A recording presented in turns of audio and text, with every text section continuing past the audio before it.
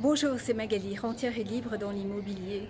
Je vous fais des vidéos un petit peu sur vos peurs aujourd'hui et j'ai choisi comme cadre ce magnifique village de Valbonne, donc qui est dans les Alpes-Maritimes.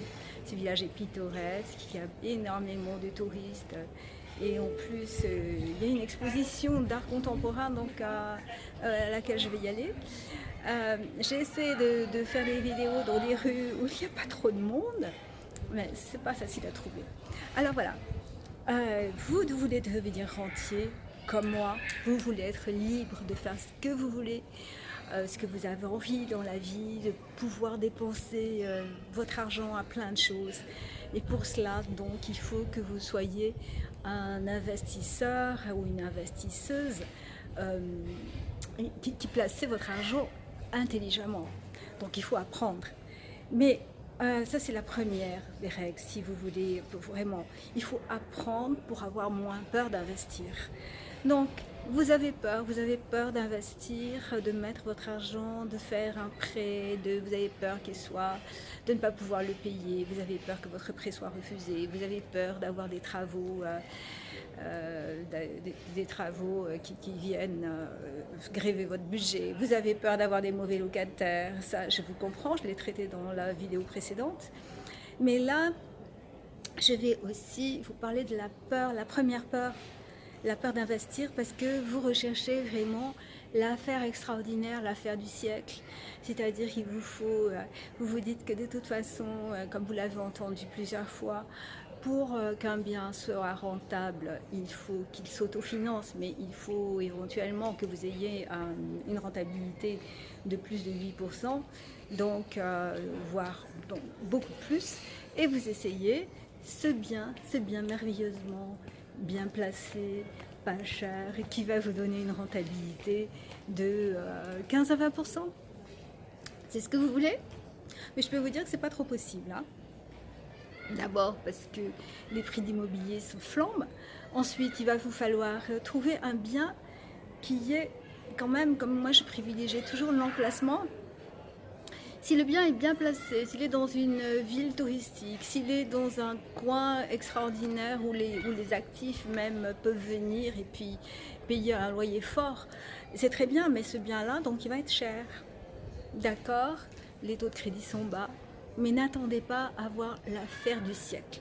D'abord parce que vous n'êtes pas seul, que vous avez beaucoup d'investisseurs autour, beaucoup d'agents immobiliers aussi qui cherchent. Et vous risquez de ne pas être les premiers, donc vous risquez de chercher longtemps.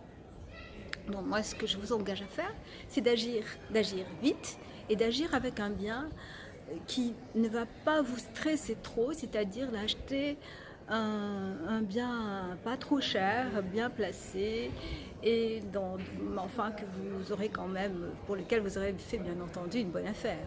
Comme ça, donc, vous aurez moins peur. Il faut commencer petit pour après grandir. À tout à l'heure. Donc, si vous voulez dénicher le bien rentable, un fort pouvoir de rentabilité et qui soit extrêmement bien placé, mais vous risquez donc d'attendre longtemps, comme je vous dis.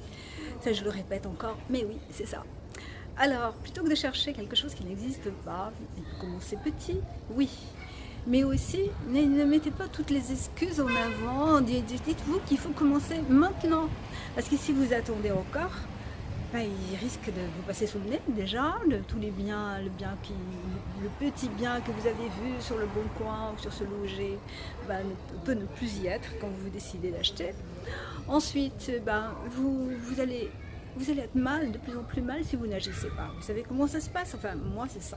Si je n'agis pas, pour tout dans la vie, si vous n'agissez pas vite, vous êtes mal, vous êtes stressé. C'est le premier pas qui compte, et ça, je vous le répéterai jamais assez. C'est le premier pas. Après, lorsque vous commencez votre investissement, donc vous achetez petit et vous voyez la rentabilité, mais vous aurez envie après, puisque vous aurez réussi ce premier investissement, en acheter d'autres. Et c'est comme ça que la passion arrive. Mais dans un premier temps, pensez peut-être à votre retraite, pensez à arrondir vos fins de mois, pensez à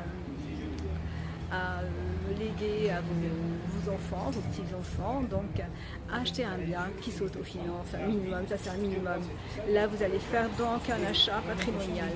Maintenant, si vous voulez vraiment donc viser la rentabilité, ben vous suivrez mes conseils et vous acheterez un bien qui vous fera au moins 10% de rentabilité.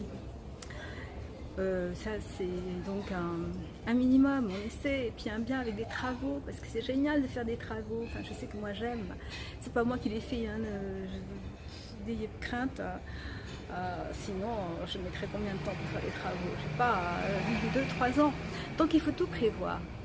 Pour ne pas avoir peur, il faut essayer de prévoir le maximum, de prévoir son budget donc travaux intempestifs, son budget vacances locatives, etc.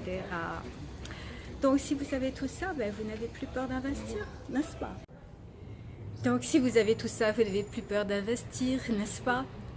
Et puis la peur, je voulais vous dire, je voulais vous le rappeler, elle est dans tous les domaines.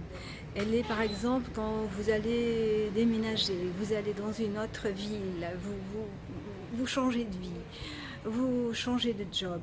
Bon, c'est la peur de l'inconnu toujours ça. C'est pour ça que la solution, c'est vraiment de tout mettre au clair, de tout mettre sur une feuille de papier, tout ce que votre achat va vous coûter, tous les frais possibles à prévoir, et donc faire une réserve d'argent de côté. Et là, ben, vous serez parti pour votre grande aventure immobilière. C'est ce que je vous souhaite en tout cas. À très bientôt. Et n'oubliez pas de cliquer pour vous abonner à la chaîne et n'oubliez pas de cliquer pour recevoir mon livret gratuit avant les formations.